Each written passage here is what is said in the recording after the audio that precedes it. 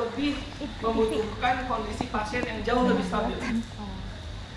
Kondisi pasien yang udah mampu bergerak keluar dari tempat tidurnya.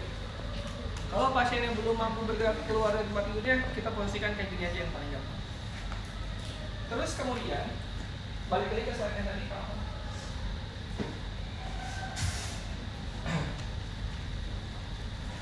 Kita mau ngeluarin cairan, sputum, mukus atau apapun itu namanya. Berarti yang harus kita lakukan adalah memendekkan jalur tempat keluarnya. Oke, kita pendekkan jalur tempat keluarnya. Sehingga pada kondisi ini pasiennya itu harus nunduk, wajib tuh hukumnya. Yang kedua, ini tuh boleh. Kalau misalnya pasien yang mampu dalam posisi ini bertahan, ini jauh lebih baik. Oke, jadi pasiennya nggak senderan banget nih, dia lebih pendek posisi ini. Kalau misalnya nggak bisa, baru kayak gini. Oke, semakin dia membungkuk, semakin besar possibility untuk kita bisa mengeluarkan si sputum. Nah, tahapan pemberian postural drainase yang pertama itu adalah positioning.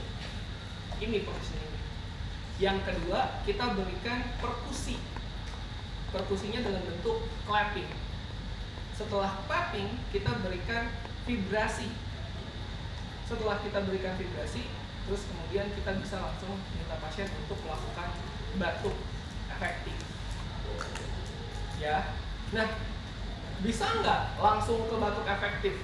Bisa, ketika pasiennya emang udah bisa sebelumnya.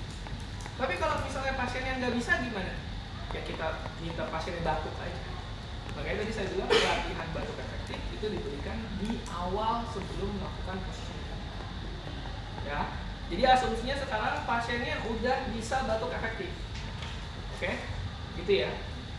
Nah, jadi dalam posisi ini kita clapping itu adalah berusaha untuk memobilisasi si sputumnya menuju ke arah jalan keluar terdekat. Ini nggak bisa buat efusi pleura ya.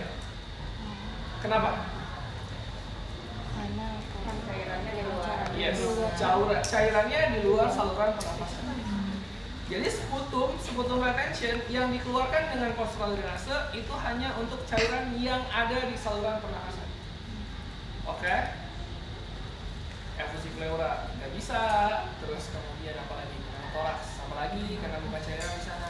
Pneumonia bisa iya, bisa enggak, karena pneumonia itu bukan hanya di saluran pernapasan, juga bisa di dalam paru itu sendiri ya, si cairan.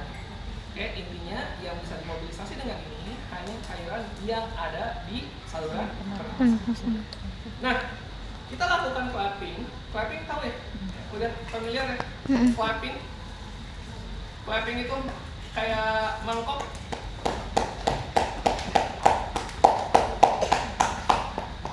Clappingnya itu harus kita lakukan dari area paling bawah sampai ke area yang paling atas.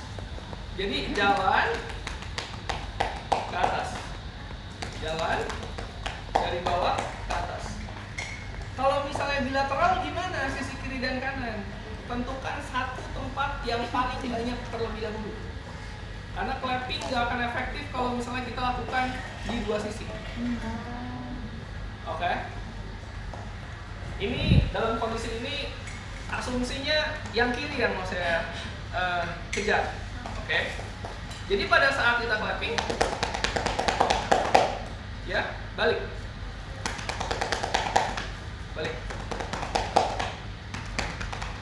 Oke, jadi cepat.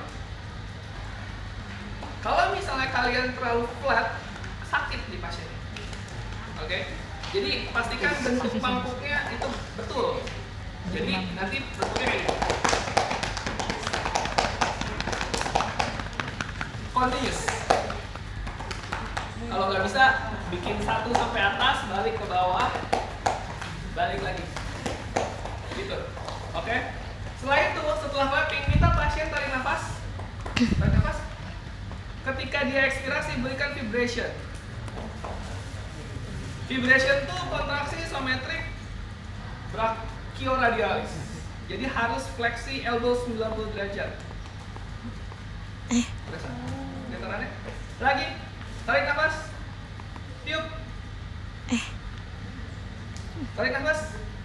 Tiup. Tarik nafas. Tiup. Gitu. Bukan di shake, tapi vibration. Oke? Gitu ya. Jadi positioning, clapping, vibration pada saat ekspirasi. Gitu. Setelah itu, kalian bisa minta pasien juga melakukan batuk efektif 2 kali sambil kalian vibration. Oke? Gitu ya. Silakan. Praktek.